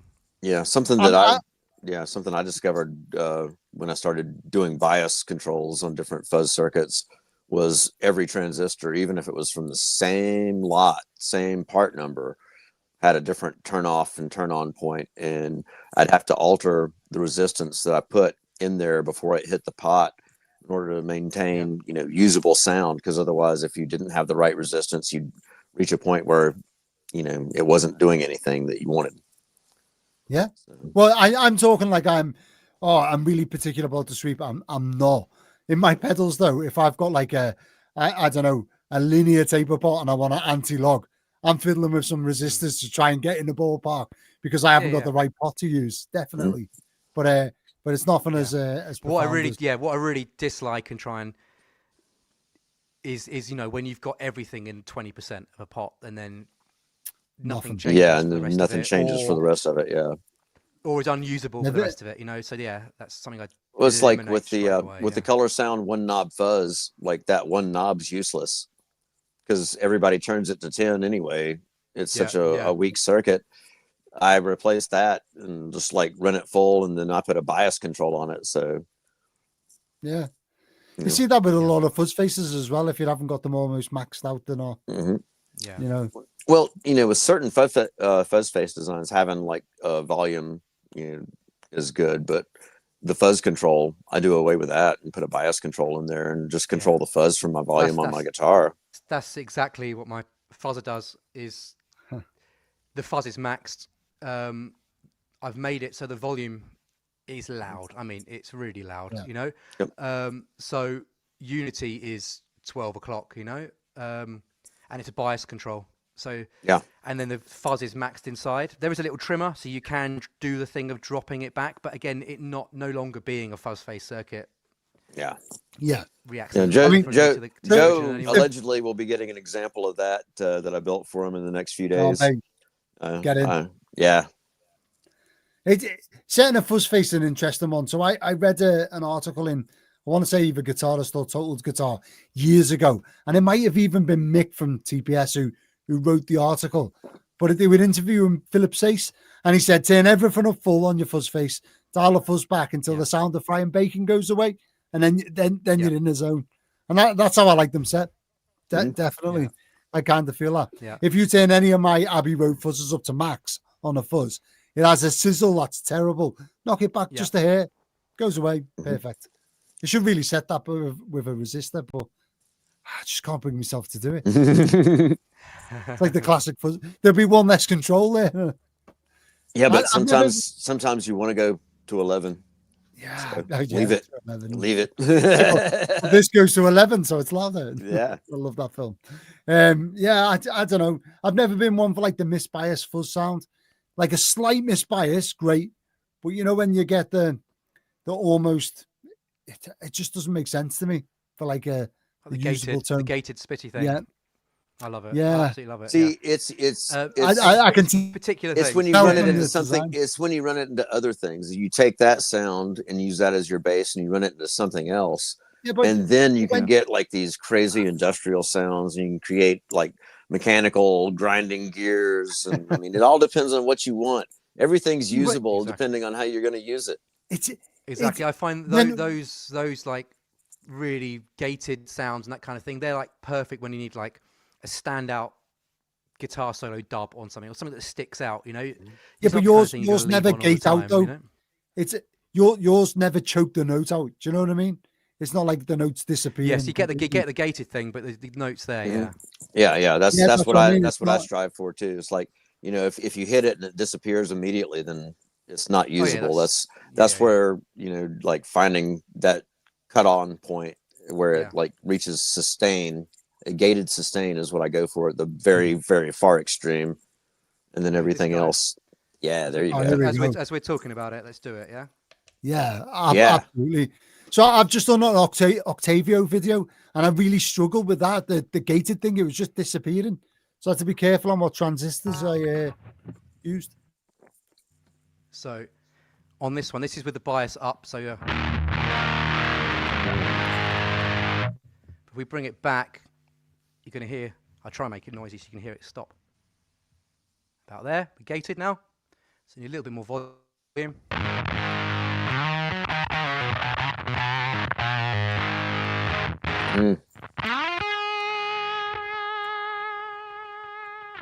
So it does still hold the note to some degree. Obviously, as your signal goes down,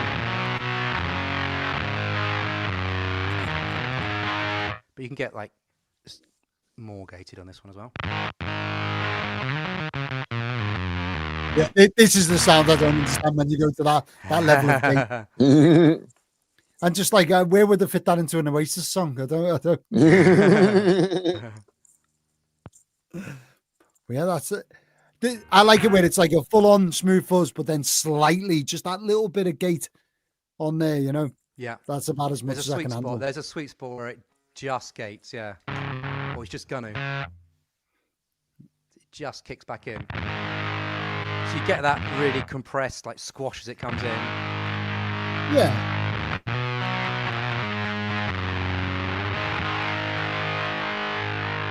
So it's still ringing on. Oh, mate, that's class. That pedal's so cool. Like, come on. Yeah, for my Vox bender, which is the tone, like the Mark 1.5 tone bender, I put a tiny bias on there, but it's so narrow. Like, I might as well have just put it on a switch, really, and had gated and not gated, because really there isn't much sweep there. Yeah. Well, I'll show you what I've done on the. I showed you that the new version of the Poker coming. It's got a bias control on it, so you can do a treble booster that gates. You can get the gatey splitted thing out of more of a treble booster. This also has distortion modes built in, so it also does have with the mode switch. It turns into an overdrive within itself, so it does have like an overdrive section as well. But you can gate that transistor. So that's the transistor bias. So how have you fitted all of that into that enclosure with like the extra circuitry? Like, that's insane. I'll open it up and show you. Oh, cool. It's chat amongst yourselves. It just blows my mind. Yeah, it interests me, like, on how some people are willing to real get congested in there just to get the extra features and stuff like that. My brain can't. I feel like claustrophobic. Yeah, I've started stripping things way down. I used to like try and put every feature I possibly could on every build. It was like, oh, I can fit another switch in there, and I can make it do this, and I can mount these components to the switch, and it's like, but they're just going to use it in this one setting. They're never going to use these switches. They're going to find this sound, and it's where they're going to use it, and that's that is one of the hardest things. That is one of the hardest things with design as well. I think is knowing what to take out, what not to include. That you can do. Yeah. So it's just because you can doesn't mean you should. Yeah. Exactly. How well can you man. So you've got a circuit board. So it's a mixture of point to point, and then on a circuit board here that's on like strip board. So it's still pretty much point to point on the board.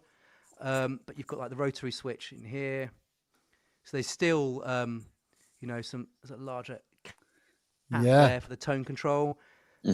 Mainly using that type for the physical use of how it's like actually on the pot, but it just sounded good as well. So it sounded right, so that works for me. I always think that if it's going to ground, the actual type of cap isn't as important. Like I'll probably use caps that I would never use as an input cap on a tone spot. You can get away with a bit more, sort of thing. Right. But you can't beat the look of that. I mean, it's the right mixture of everything. Like the wires, it's the wiring that gets me. It's just like it's like you've got your old rule out and.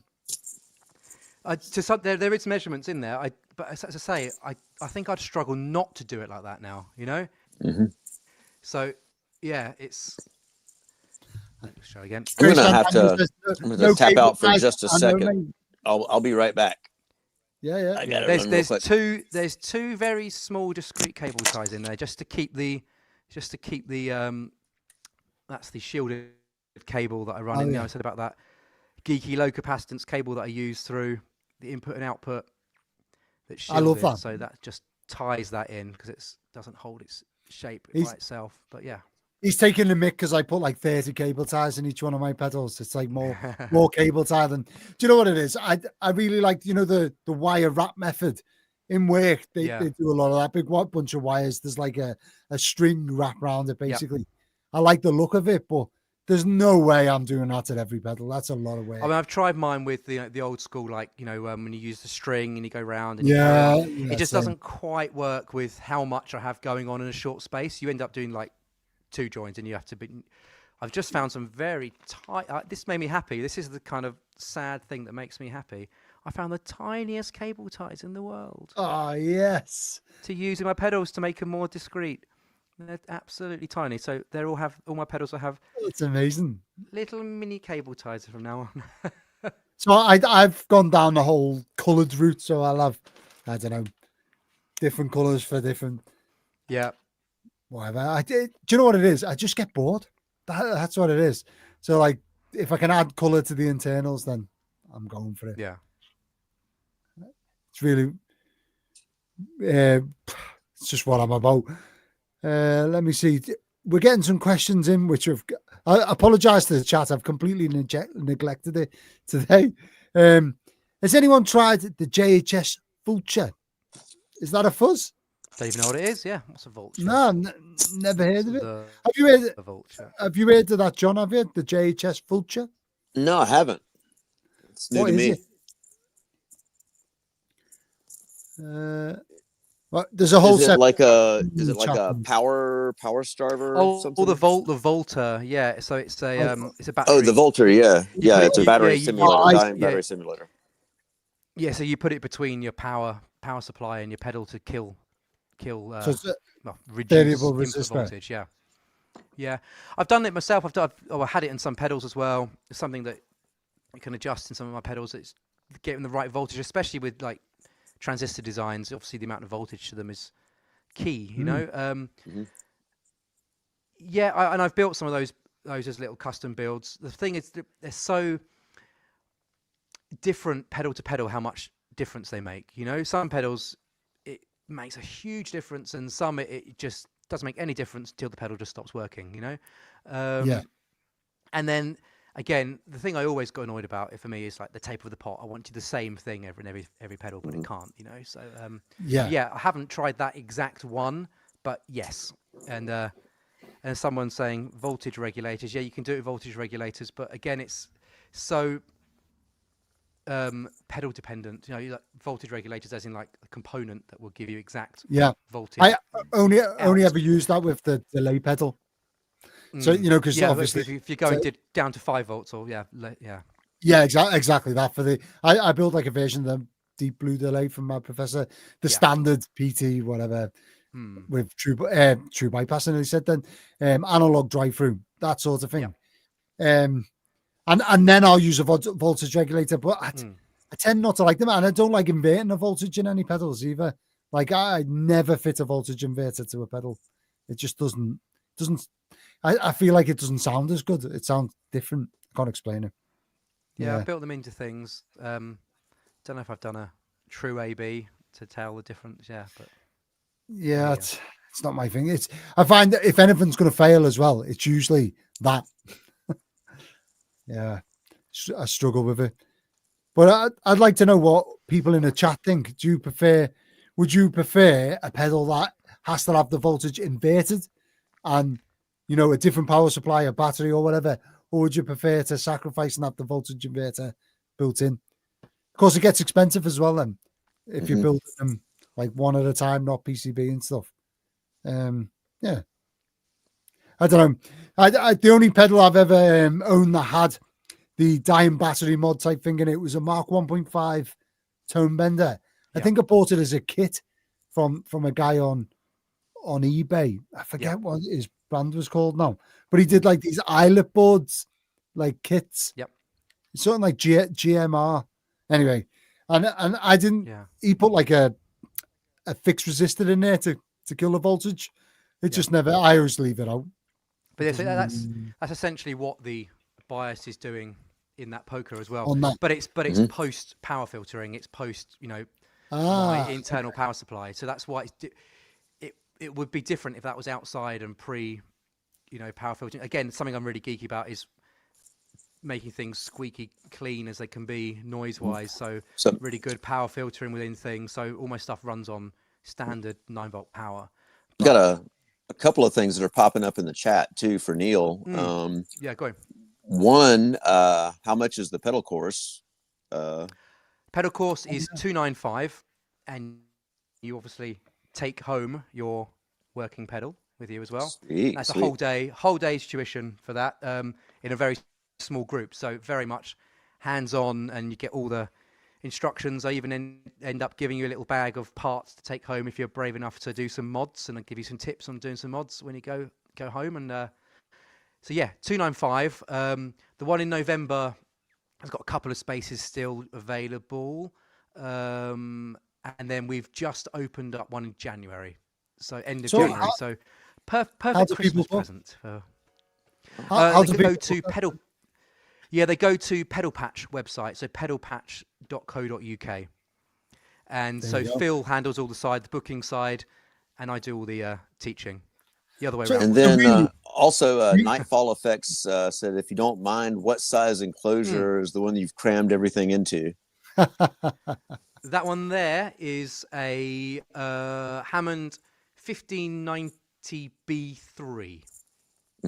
So it's basically one smaller than your classic B and slightly taller. So it makes I like that size. Space for it's like 50 mil deep. Allows you to do so it allows you to do the top-mounted jacks nicely, good depth, but that's slimmer than your average pedal. It's still smaller than a Boss pedal with any, especially if you're doing side jacks. Side jacks. They're So a good it's size. actually surprisingly small. So I did the last I've been working mainly with the B2. That's the a B but a little deeper. And I think I'm going to edge into that because it gives me this space to get an extra control in. But the big thing is as well that is people with larger feet. If you've got size 11s like me, and there's also the thing that I know you guys would understand, that when a pedal's smaller, people think it should be cheaper, but actually it's harder to. It's actually harder to build. So mental to me that it should be more expensive if it's smaller. So if I build a fuzz in that size, it's actually that is there's more work in that in some ways. Obviously, there's less components, etc. But relatively, because the size is actually harder. So there's a thing, going up in size, it allows me to put more in, but also it gives more functionality, better for the feet. But as I say, I think there's also the tactileness of it being that bit bigger, that bit kind of more robust feeling. So I'm edging that way, I think, for things. Yeah. I've actually got a few questions about the pedal course that I think people are probably thinking, but I haven't asked. What sort of skill level is the entry? Yep. I recommend that you have either turned on a soldering iron before and held the right end, or that you know about guitar gear. Ideally, both. If you know both, then you're going to get on swimmingly. If you've not soldered before, the first half an hour is me teaching you to solder the way you need to solder. And in the first one we did, everybody picked it up no time at all. We all use the same gear, so I'll tell you what temperature to put the soldering iron at. We all use the same stuff, so you can see how I do it. So, and obviously, if you don't know guitar gear, you're not going to know what I'm talking about when I'm talking about treble controls and all that kind of stuff. So, if you'll be at an advantage if you've soldered before. That also means it actually does work really well for people who have tinkered, who have done DIY kits and want to go to the next level. I feel like it's That's where it really, really works. But at the same time, when people book, we ask what experience they've had. And if it works out that, we can put people with an intermediate level together or more experienced level together, and some of the starters together, more novice level, we do that as well. But you don't need to have soldered before or have experience. You will get taught all of it. But you also won't get bored if you've built pedals before. If that answers your question. Something for everyone. Yeah. Yeah. And so do you take is it only block bookings, i.e. like do I have to get me and 5 of my friends, or can I just book if you can I book. want You to can go book, yeah. online? So we open up a date, and then there's a number of spaces available. But at the same time, if you and your 4 mates want to have a soldering stag do, then go for it, Yeah. Also, if they don't own any gear, i.e. soldering irons and stuff, I know you supply them on a day. Yep. But you have like a recommended place for them to go and buy their own kit from, or recommended solder for them to buy afterwards? Exactly. In the documentation, I list what we've used that day and then what we've got in. That's really good kind of entry level, where I kind of, me and Phil work together to see kind of what's the best we can get for a hobby price. I also take along some of my more expensive gear, so it's there and available and people can try it out. But yeah, so we using soldering irons that are only in the kind of 50 quid kind of zone, so stuff that's achievable, and hand tools that people will be able to get hold of, and they go home with a list of that. But I also recommend the next level up when they get a bit more serious about it and want to invest a bit more in it. Mm-hmm. Oh, cool. We just had a question in here from Dave Lewis. He says, Neil, does the fuzzer come in a box? I'm assuming he means the one that's on the octagon. Does it come in a normal enclosure? If that's right, Dave, let me know. Did you come? It comes in, that pedal comes in a tin, if that's what he means. No, I think he means does the same format controls and stuff come in a smaller, like a box, as opposed to or like a large square, even like the box Simon built me. That guy there is a special one I've done in the octagonal version. I haven't yet designed a layout for that in a square box, but to be honest, it probably won't be much smaller, because you're actually kind of just taking the corners off if you see it like that. But if not, the amount of stuff is in there is fuzzers with just slightly less controls on. I do the fuzzer in a 4-knob version. There you go. So it still has the pre-controls. You can foot switch in and out. So it has the bias, loud, that's the output volume. You've got an input gain and an input tone that you foot switch in and out for 2 sounds. I think he was talking about he's talking about the presentation. He says the tin is good. He was asking about the tin. There you go. What do I know? There you go. It comes in a nice presentation tin, and all of the smaller ones come in tins. And then some stock up there. I'm presenting the tin with the pedal built into it. So there you go. Nice. This is what the pedal build that we did of the electro circuit ended up becoming the one that I had to de-idiify after building it wrong and putting my legs in the wrong positions, because I was using a B-junction transistor. I'd like to know from the chat, is anyone planning on booking onto one of the pedal building courses? I'd be interested if someone from the chat was to go along and do the course and then come on the show and talk about it. That'd be great. Fantastic. That'd be great. I mean, we've started trying to do like online, like this sort of format, but building pedals where we go and now wire this in, and then the people on the thing do it like wired as we go, which is great. But I'm really interested in the in-person thing, because I know Marcus Reeves does it as well. Yeah, and it just makes so much sense, like a face-to-face. Sort of thing is you learn a lot, especially the especially the if you're starting out, especially like learning the techniques, and it's physical techniques, using a soldering iron and all that kind of stuff, showing the physical techniques. And what I can do when I'm in person, I can so fast see what help someone needs or tips I need to give people. It's so much harder online, and then also fault finding. I can help with fault finding if there is, and that kind of thing, and then modification. You can fix it. Just see it and hear it. Yeah.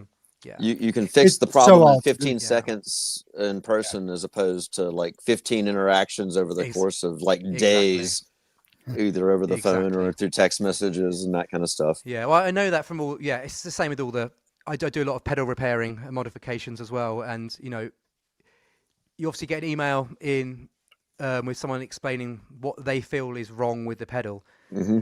Once I've got it in front of me, it can be 10 seconds. I know what's wrong, but someone else's explanation is, you can chase it forever. You're never going to find it. Well, I also love the ones that send things in and I don't know what happened. And then you say, well, obviously you should know what happened because this shows some signs of like fire and just chewing gum and dog hair inside.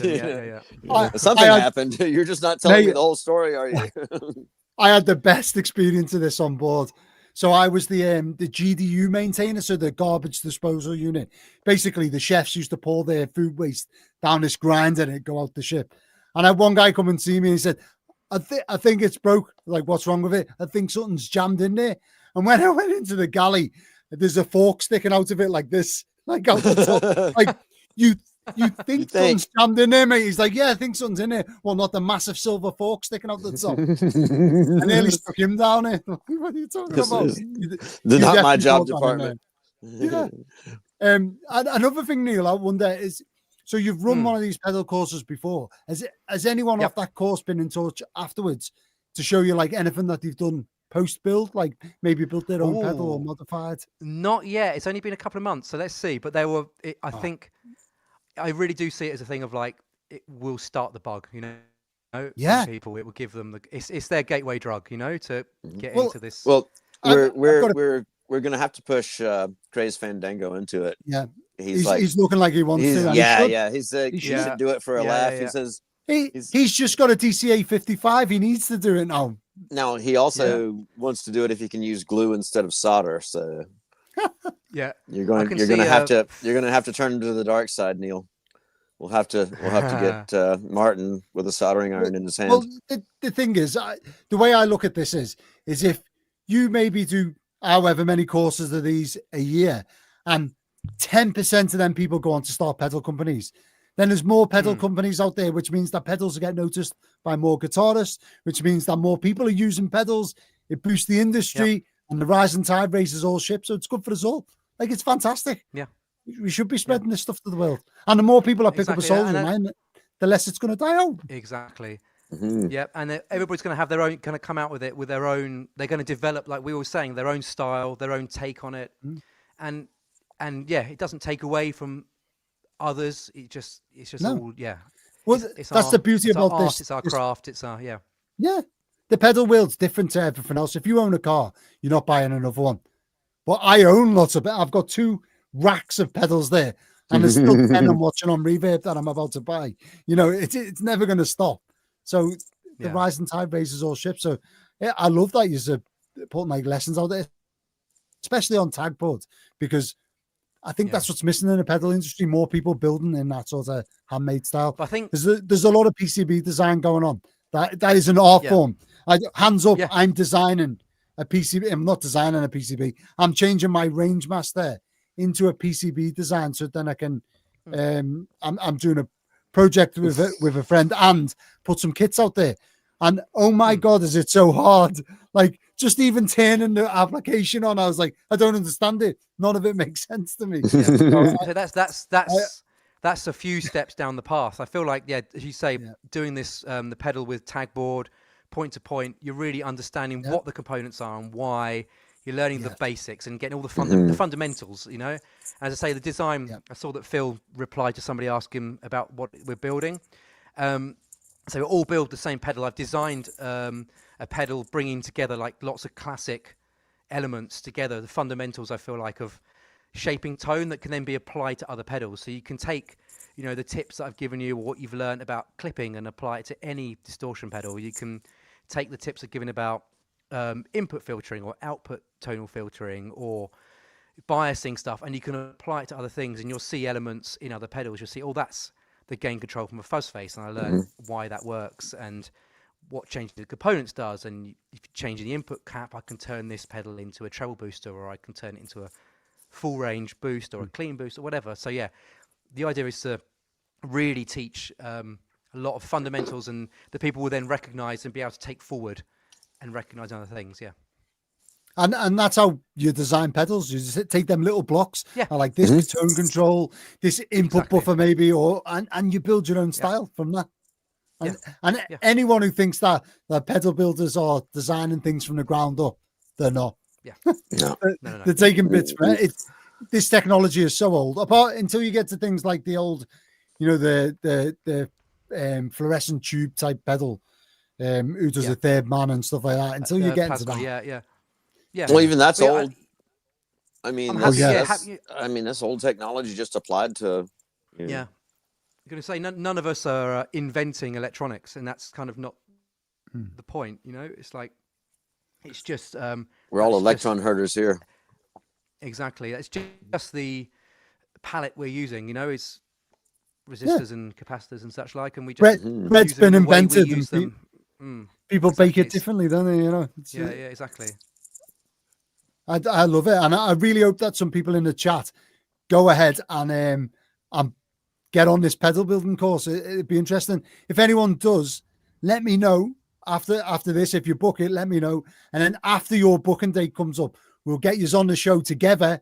However many, I know Craze Fandango's basically booked it already, and if not, his wife will be watching this and she'll have booked it for him. I can see that, in London. In London, she bought him a guitar because he looked at it for a little bit too long. Well, I think you've already got somebody who's taken us up on that. Dave Lewis. Well, there's a chap. Yeah, Dave Lewis. Well, if he's going to stay in Uckfield, I live in Uckfield, so he can also come and say hello to me in my workshop as well if he wants to. There you go. Oh, there you go. There's a reason to book it. I live just outside of Uckfield on a little farm, so he can come and say hello.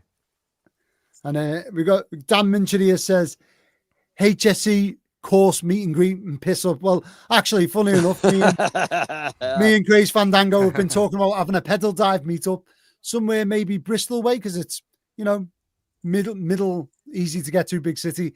We all get together, we go out for a few beers, go around a few guitar shops and stuff. Let me know if people are interested, because any excuse for me to travel around and look at guitars and eat some good curry and stuff, I'm up for it. So yeah, on a similar note, Phil and I were also saying that with these pedal building workshops, once we got them rolling, we obviously have the ones we do down here in the south of England in our own workshop spaces. But it might be something we choose to do. That'd be cool. That'd be sweet. We can go and do them in other cities and other places. The pedal building roadshow. I don't know, maybe even close to some guitar shows or something like that. I don't know, when some guitar shows are on. I don't know, something like that. So that'd be so cool. And it's not like you need to carry around a whole lot of equipment to make it happen. Exactly. It's not like not like you're building a guitar. It's a guitar show.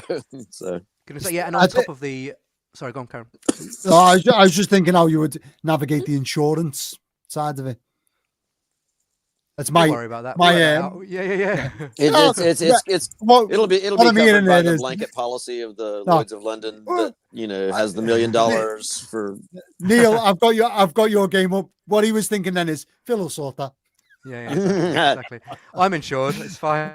It's like in the back of his mind, he thought Phil's all over that. Yeah, exactly. But that'd be interesting. The other thing I was going to say is guitar shows. Exactly. And I was thinking of something I'm also doing is I'm getting more into doing tuition-based stuff as well, outside of just pedal building courses. What we may also offer together with Phil, but something I'm doing myself as well, is courses on pedal setup and using pedals and more, because with my experience as a musician, both studio and on stage, working for touring artists, making pedal boards for people, that kind of stuff. I've got a lot of knowledge that I've acquired through the years, and doing days where we learn about using classic pedals and pedal order and all that kind of stuff, and more going beyond just the building side, but maybe into using stuff and pedal board setups, it's so and all that needed kind of stuff. So it is, yeah.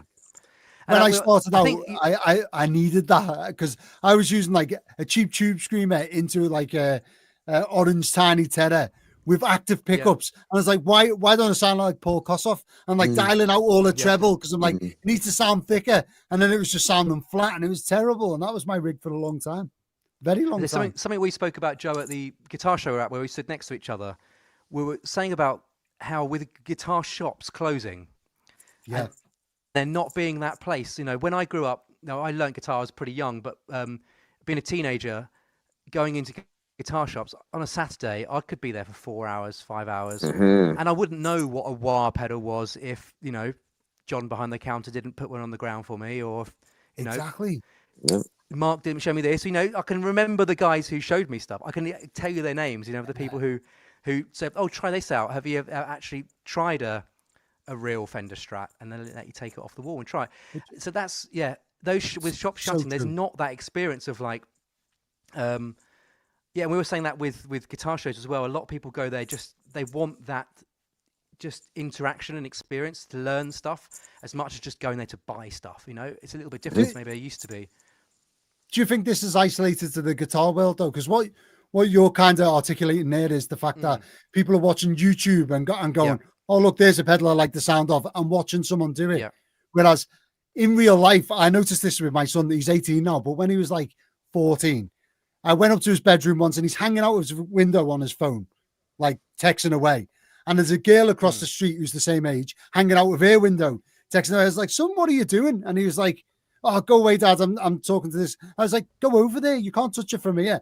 And he's like, oh, he looked at me dead in the eye and said, you're so old. That's not how you do it anymore. I'm like, I say the whole world's gone like it goes across everything. It goes into music. You know, where I really learned to play guitar was on stage. You know, not in a rehearsal room. It wasn't sitting in front of a screen.